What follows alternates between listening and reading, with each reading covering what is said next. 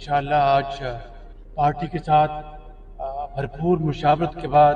یہ کہا جا رہا ہے کہ دیر ایک مدر آف آل ڈیل جو ہے نا وہ خان صاحب کے لیے تیار کی جا رہی ہے، اور خان صاحب نے بھی سبق وغیرہ اپنے سیکھ لیا۔ السلام علیکم ورحمۃ اللہ وبرکاتہ۔ مشاہد حسین سید نے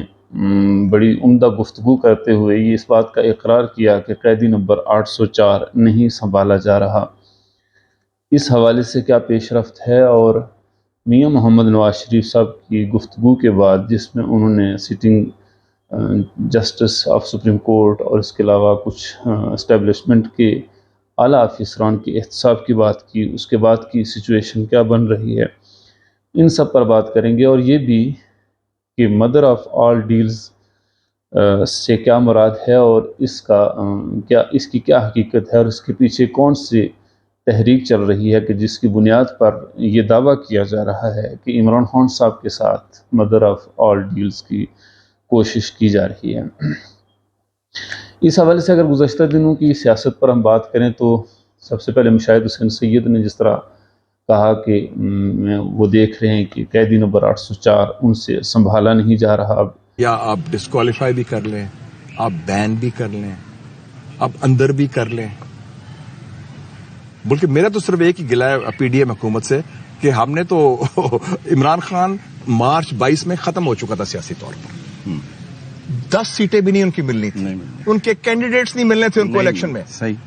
ہم نے ان کو زندہ کر دیا، ہماری نالائکی نے، غلط پالیسیز نے اس کو تو اتنی بڑی قوت بنا دی، اب تو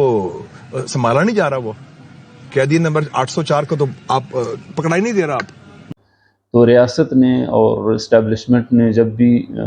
سیاستدان کو بزور بازو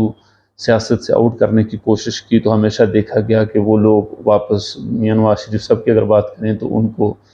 وزیر اعظم بنا دیا گیا، اس کے بعد وہ 2-3 دفعہ وزیر اعظم بھی بنے۔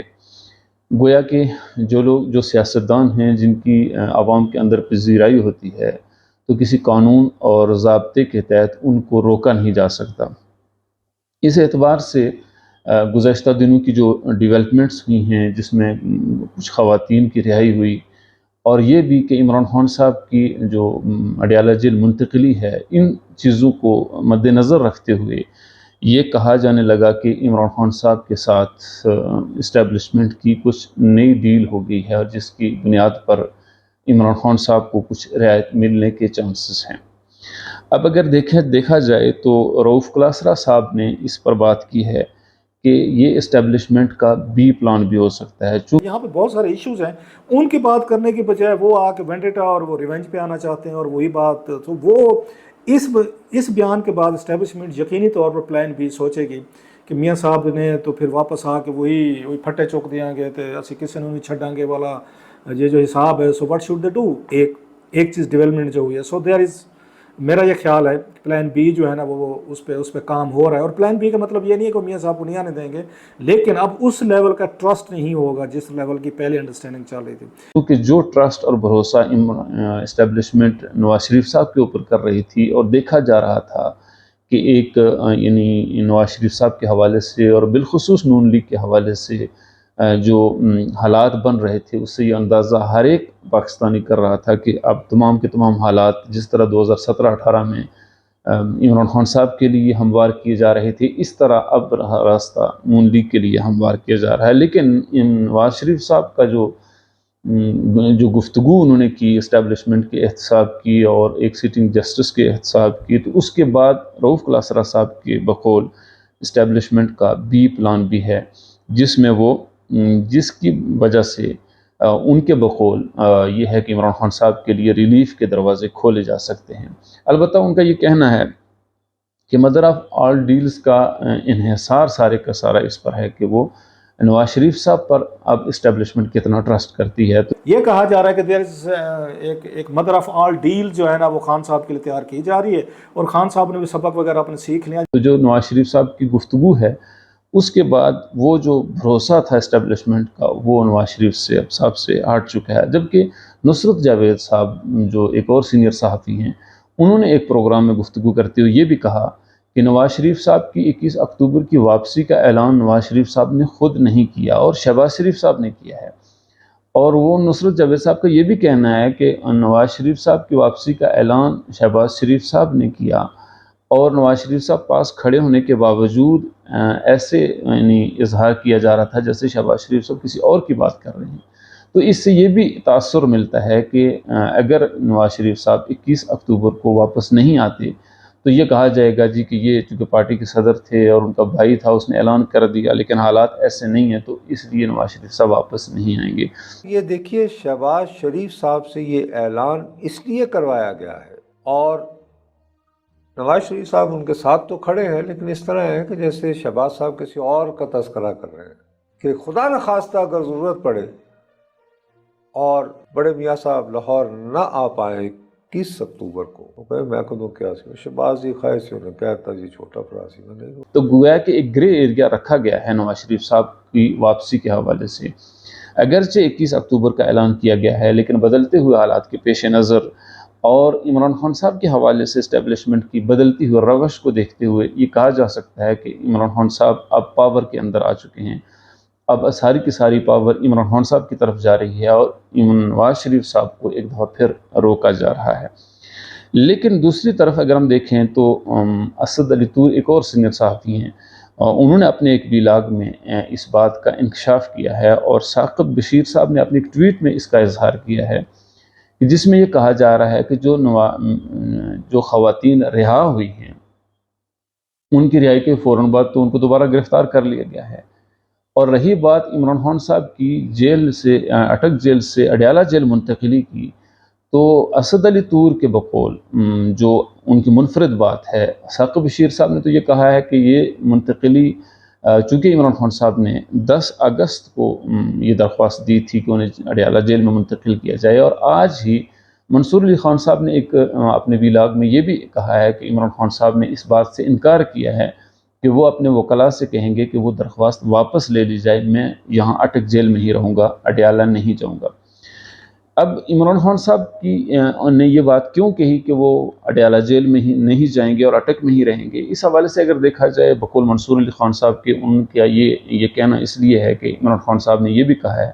کہ میں اڈیالہ جیل کے ساتھ اٹک جیل میں ایڈجسٹ ہو چکا ہوں، لہٰذا مجھے اب وہاں منتقل ہونے کی ضرورت نہیں ہے۔ دوسری طرف جیل حکام کے مطابق عمران خان صاحب کو اڈیالہ جیل میں جو ان کی کلاس ان کو مہیا ہونی تھی وہ ساری سہولتیں اٹک جیل میں مہیا کر دی گئی ہیں۔ ایک تو یہ توجہ ہے، دوسری توجہ یہ بیان کی جا رہی ہے جو اسد علی طور صاحب نے اپنے ایک ویلاگ میں جس کا انکشاف کیا ہے، وہ یہ کہ عمران خان صاحب کو توشہ خانہ کیس میں سزا ہوئی تھی، اگرچہ وہ معطل ہو چکی ہے لیکن تاحال وہ نااہل ہیں۔ اب اسٹیبلشمنٹ یا ریاست کا یہ کہنا ہے اور اس کی یہ کوشش ہے کہ عمران خان صاحب کے کیسز کو ایسے چلایا جائے کہ الیکشن تک ان کے اوپر سزائیں برقرار رہیں اور وہ الیکشن میں حصہ نہ لے سکیں۔ اب چونکہ اڈیالہ جیل میں منتقلی کی درخواست عمران خان صاحب نے دی ہوئی تھی، وہ قبول ہو گئی اور عدالت کی طرف سے حکم ہو گیا کہ انہیں اڈیالہ جیل میں منتقل کیا جائے، لیکن جو اصل چیز ہے جس کا اسد علی طور صاحب نے بھی انکشاف کیا ہے، اور اس میں یہ انہوں نے انکشاف کیا ہے کہ اس سازش میں عمران خان صاحب کو اڈیالہ جیل منتقل کرنے کی سازش میں عمران خان صاحب کے اپنے وکلاء بھی شامل ہیں، اس لیے کہ جس کیس میں عمران خان صاحب کی اب